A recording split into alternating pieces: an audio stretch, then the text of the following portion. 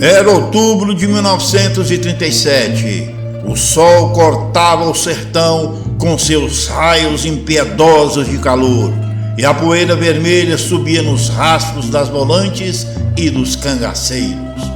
O suposto fim de Lampião já sussurrava pelas grotas, mas o rei do cangaço ainda tinha contas a acertar com o mundo.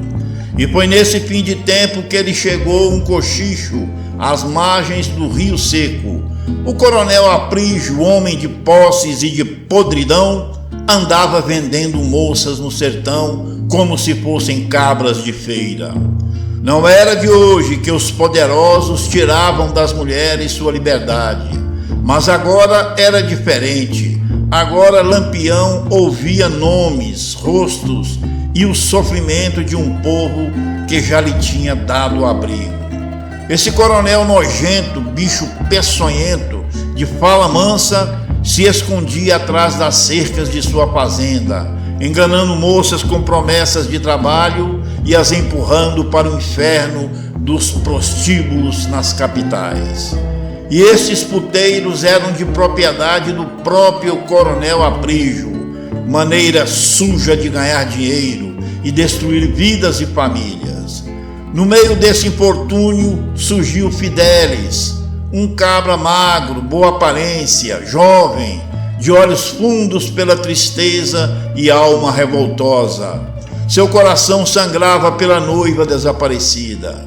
Veio chorando até o seu irmão, o cangaceiro valoroso, pedindo ajuda, e este, com sangue fervendo de ira, marchou até Lampião. Meu capitão, vim pedir a vossa ajuda. O tal do coronel Aprígio está traficando moças, vendendo as coitadas pros cabaré. Levaram a noiva do meu irmão. O meu irmão, ele era noivo de uma das moças. O senhor pode nos ajudar, meu chefe? Lampião ergueu os olhos com fúria de quem lembra a traição antiga. O nome de Aprígio lhe acendia a ferida que não cicatrizava. Um trato quebrado, munição que não chegou, cangaceiro que tombou por falta de balas. E agora mexeu diretamente com o cangaço, se o irmão de um cangaceiro também é da família do grupo. Ah, mas é hoje que esse cabra vai provar do próprio veneno. Chama teu irmão Fidelis, que ele vai com nós. Vamos mostrar pro coronel que no sertão tem lei, a minha lei, porque a lei do governo é só para os ricos. A minha lei é para quem deve. Escreveu, não leu, o pau comeu. Começava ali uma das mais intensas jornadas do bando. 30 homens armados de coragem e justiça, à la Lampião, o grupo inteiro se reuniu planejando um ataque nos mínimos detalhes, com a frieza de uma onça na toca. Primeiro investigaram a fazenda, localização, número de jagunços, rotina da casa grande. Quando o plano ficou afiado como peixeira de açougue, Lampião deu a ordem. Agora é hora, completem as cartucheiras, vamos libertar as filhas do sertão e fazer o coronel provar o amargo do cangaço e o fio da minha peixeira. No escuro da noite sertaneja, com as estrelas espiando em silêncio e a lua recortando os contornos da tragédia, prestes a acontecer, os cangaceiros de Lampião se espalharam como sombras vivas ao redor da fazenda do coronel Aprígio. Cada cabra em seu posto, com rifle de papo amarelo, pronto e olhos de onça faminta. Lampião, com seu chapéu de couro, cravejado de pratas de prata e estrelas, a cartucheira cruzada no peito, dava as ordens como um general do sertão. Não quero barulho antes da hora. Vamos cercar tudinho, debaixo de um quieto. Quando eu mandar, a gente entra com fogo do inferno. E assim foi. Ao primeiro sinal, aquela manhã calma se tornou um palco de guerra, explodindo em tiros secos.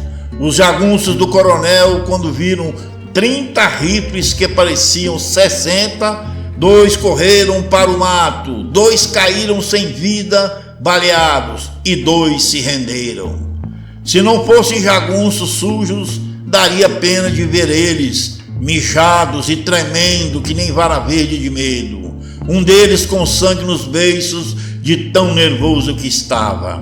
Foram todos os 2 amarrados em um pau de aroeira, com as mãos para trás, com um choro de arrependimento que já não valia mais nada.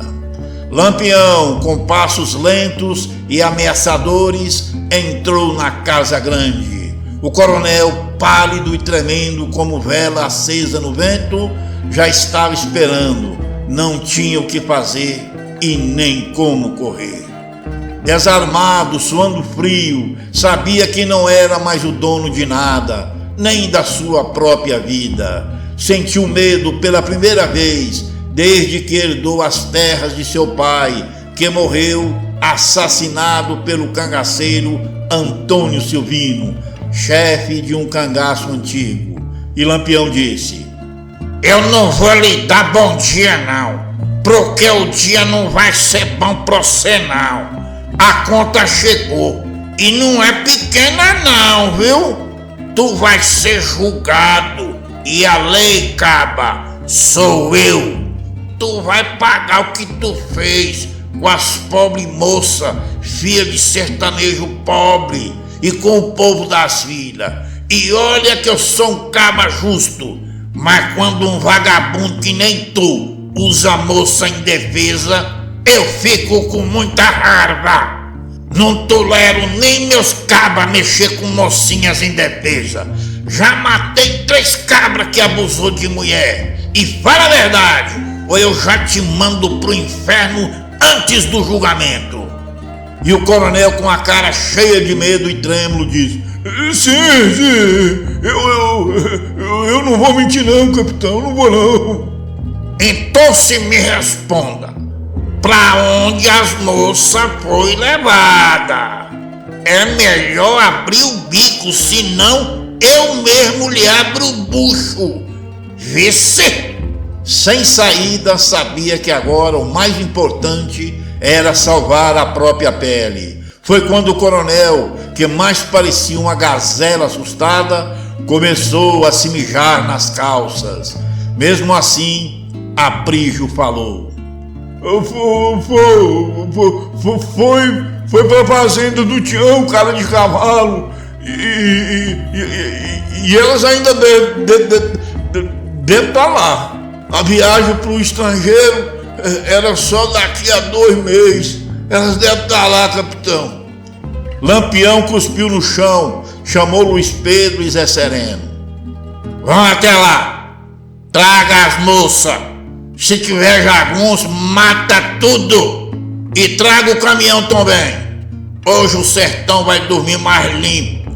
Luiz Pedro convocou 15 cangaceiros e todos partiram para a fazenda do Tião Cara de Cavalo. As vozes da liberdade. Chegaram na fazenda do tal Tião Cara de Cavalo lá pelas 4 horas da tarde. Ali não precisava de planos de ataque. Era sabido que naquela fazenda só tinha 2 jagunços vagabundos. Foi tiro e fogo. Não houve clemência para os cabras que ali estavam metidos no tráfico. Os homens caíram crivados de bala, feito espantalho em tempestade. As moças, trêmulas de medo, pensaram que cangaceiros eram iguais ou talvez piores do que coronéis fazendeiros, e se agarravam ao que restava de esperanças. Algumas rezando, pedindo salvação ao Criador. Luiz Pedro chegou e disse às moças: fiquem calmas. Nós somos cangaceiros, mas nós não somos bicho. Venho libertar todas a mando de Lampião. Não se avexem, tá tudo bem. Acabou a escravidão aqui, viu?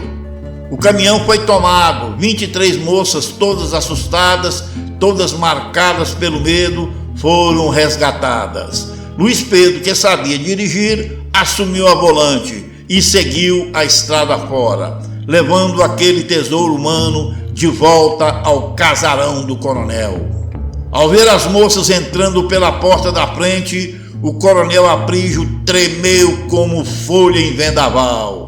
Seus olhos arregalaram num misto de pavor e arrependimento tardio. Lampião não precisou dizer nada. A presença das vítimas era a acusação mais forte que um tribunal poderia ter. Agora vamos abrir o Tribunal do Sertão. Aqui a lei sou eu, já que a lei do Estado é comprada e o júri são as moças, as vítimas. A primeira moça, a mais nova, disse: esse desgraçado me contratou para fazer limpeza no casarão. Depois de uma semana, era de madrugada, os jagunços, a mão do coronel, me tiraram da cama na marra e me levaram junto com as outras moças pro caminhão. Uma a uma, as moças contaram os horrores, os abusos, os tapas na cara, a fome. O casarão ecoava com vozes embargadas, choros doídos, verdades rasgadas no meio do peito. O coronel sentiu que não tinha mais como escapar. Estava acabado. Do lado de fora, 2 jagunços amarrados esperavam o destino. Lampião chamou Luiz Pedro e Zé Sereno. As moças falaram. Os cabas são culpados. Vocês sabem o que fazer. Mas chega Fidelis e aproximou-se com a noiva, que também foi raptada, ao seu lado. E a moça apontou um dos jagunços. Foi esse aqui mesmo, que abusou de mim, esse porco fedorento, desgraçado. Zé Sereno olhou para Luiz Pedro, que assentiu com a cabeça. Sem dizer uma palavra, tirou um revólver do coldre e entregou à moça, e disse para atirar no coronel. A mocinha de início recusou, disse que tinha medo de arma, mas Luiz Pedro insistiu, dizendo: pensa em todo o mal que ele te fez e aperta no rumo da cara dele.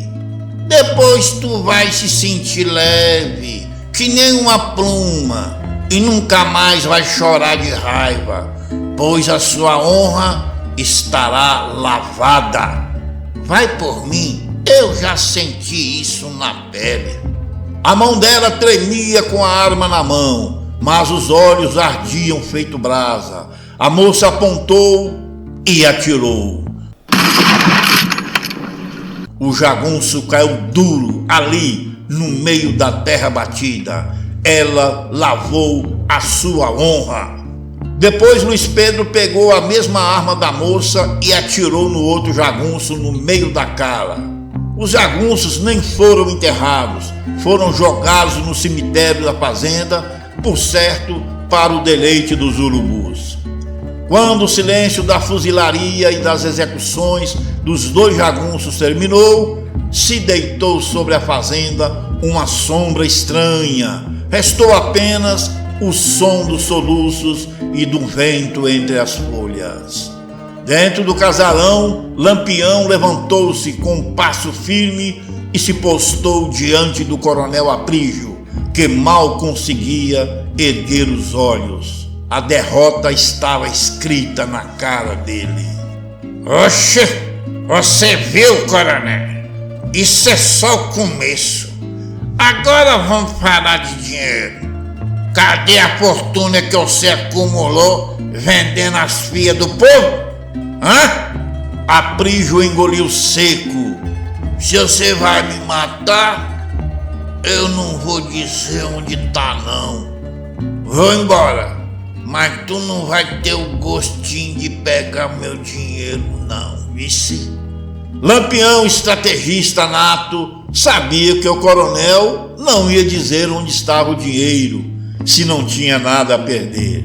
Então o capitão do sertão abaixou a voz estrategicamente e disse: Pera aí, eu não disse que ia lhe matar, disse? Se me der o dinheiro acima de 10 contos de réis, eu levo o dinheiro. Tu promete que vai se comportar melhor e eu te deixo vivo, certo? O coronel olhou em volta, o medo afiado como faca de feira. Até a polícia sabe que tu tem palavra. Me dê a sua palavra com todas as letras que não vai me matar. Tá bom, eu dou a minha palavra de honra, que se tiver mais de 10 contos de réis, eu lhe garanto a vida. Tá bom assim? Agora eu tô mais sossegado.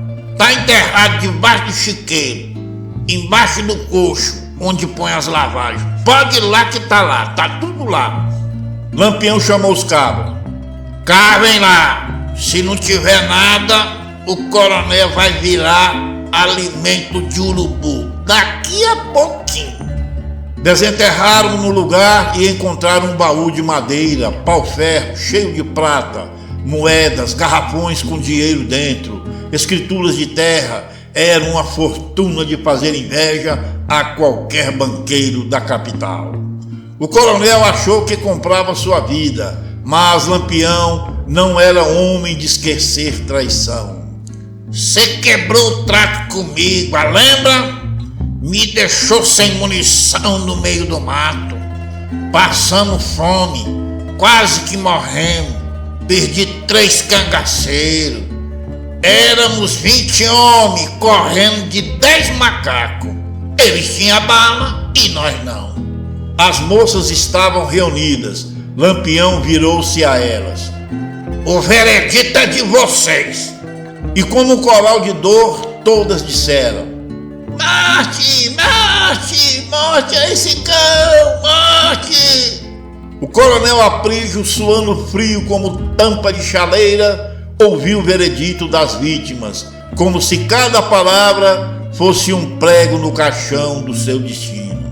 Aquele homem outrora poderoso que mandava e desmandava com a impunidade dos coronéis do sertão, agora estava reduzido a uma sombra de si mesmo, a um nada, tremendo diante da justiça do sertão.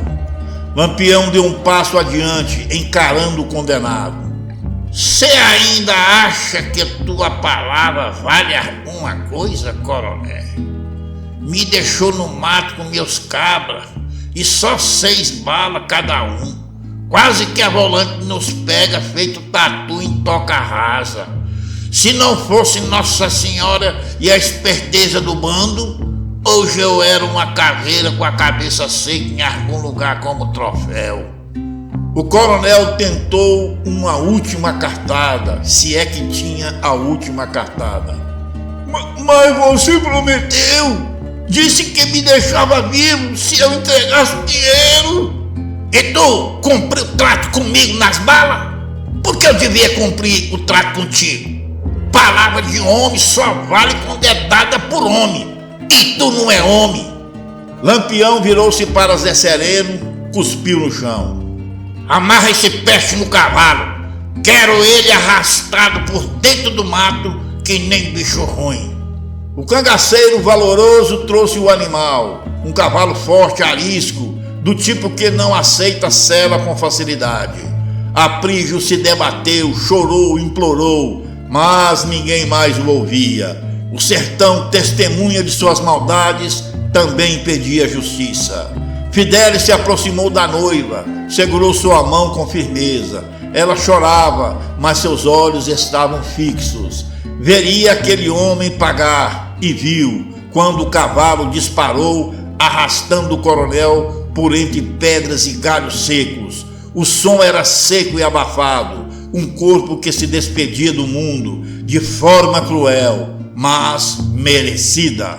A poeira subiu, os cangaceiros silenciaram, até o vento parecia ter parado para ver o fim de um infame. Quando o cavalo voltou só com as cordas soltas, Lampião falou: Sertão limpo é sertão justo.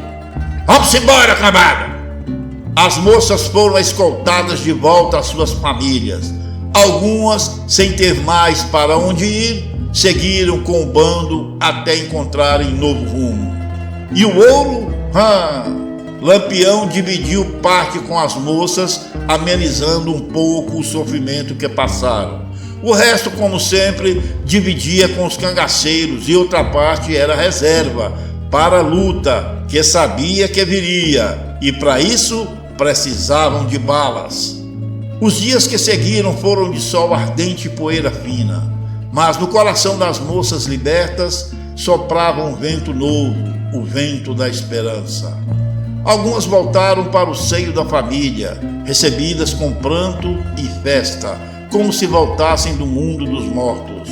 Outras, marcadas pelo que viveram, decidiram caminhar junto do bando, protegidas pelos homens que um dia a lenda chamou de bandidos, mas que agora eram vistos como anjos do rifle.